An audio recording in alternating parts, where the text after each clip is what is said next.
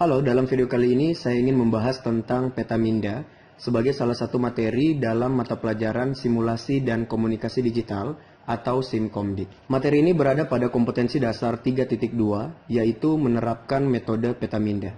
Untuk indikatornya terbagi dua, yang pertama menggunakan petaminda dalam pembuatan rangkuman pembelajaran, yang kedua mendemonstrasikan petaminda yang telah dibuat.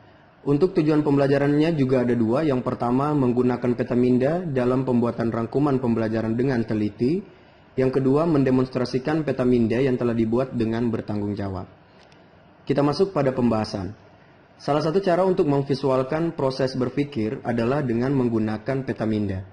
Petaminda dibuat oleh Tony Buzan tahun 1974 berdasarkan cara kerja otak kita dalam menyimpan informasi. Menurut hasil penelitiannya menunjukkan bahwa otak kita menyimpan informasi dalam sel-sel saraf dalam bentuk cabang-cabang, sehingga jika dilihat sekilas akan tampak seperti bentuk pohon dengan cabang dan rantingnya. Petaminda juga membantu kita untuk memahami suatu hal yang kompleks cukup dengan satu gambar. Menurut Buzan, metode petaminda ini dapat bermanfaat untuk yang pertama merangsang bekerjanya otak kiri dan otak kanan secara sinergis. Yang kedua, membebaskan diri dari seluruh jeratan aturan ketika mengawali belajar.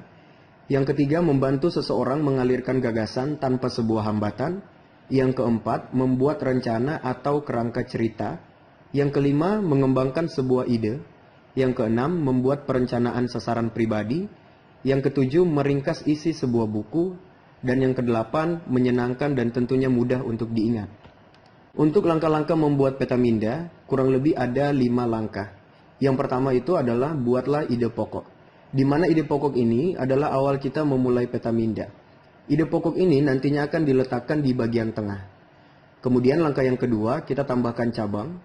Setelah kita membuat ide pokok, kita tambahkan cabang yang ditarik dari ide pokok.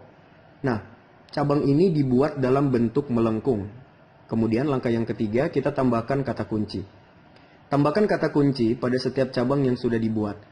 Nantinya kata kunci ini akan mewakili pesan yang ingin disampaikan atau mewakili seluruh isi pembahasan dalam sebuah cabang tersebut. Yang keempat, berikan warna pada cabang. Tambahkan warna pada cabang dan pastikan warna di setiap cabang itu berbeda antara satu dengan yang lain untuk membedakan pembahasan. Dan yang terakhir, tambahkan gambar. Tambahkan juga gambar pada setiap cabang, di mana gambar ini berfungsi untuk mewakili kata-kata dalam sebuah pembahasan. Berikut ini adalah contoh petaminda, di mana dalam contoh ini dibahas mengenai buah-buahan. Untuk ide pokoknya itu adalah fruit atau buah-buahan, diletakkan di bagian tengah, di mana terdapat 5 cabang besar yang mewakili 5 pembahasan. Untuk pembahasan yang pertama ada pineapple atau nanas. Pembahasan yang kedua ada orange atau jeruk. Pembahasan yang ketiga ada apel.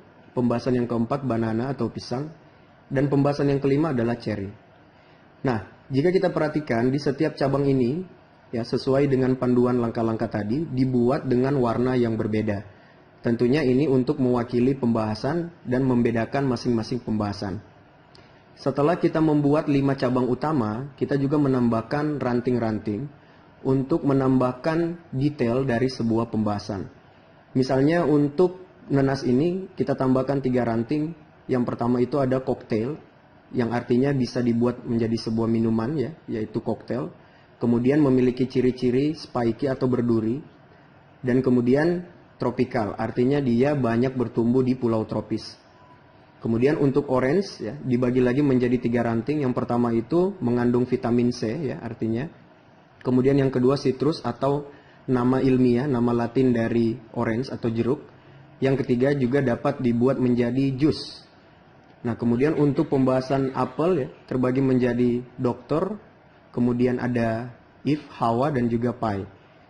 Untuk Hawa ini mewakili cerita dari Adam dan Hawa ya, pada umumnya. Kemudian untuk Pai itu artinya bisa juga dibuat menjadi olahan seperti pie. Kemudian untuk pisang terbagi menjadi 3 ranting juga. Yang pertama itu yellow atau kuning, artinya mewakili warna dari pisang itu sendiri. Kemudian ada Karibin, yang dimaksud di sini adalah banyak bertumbuh di pulau-pulau Karibin. Dan yang ketiga mengandung potasium.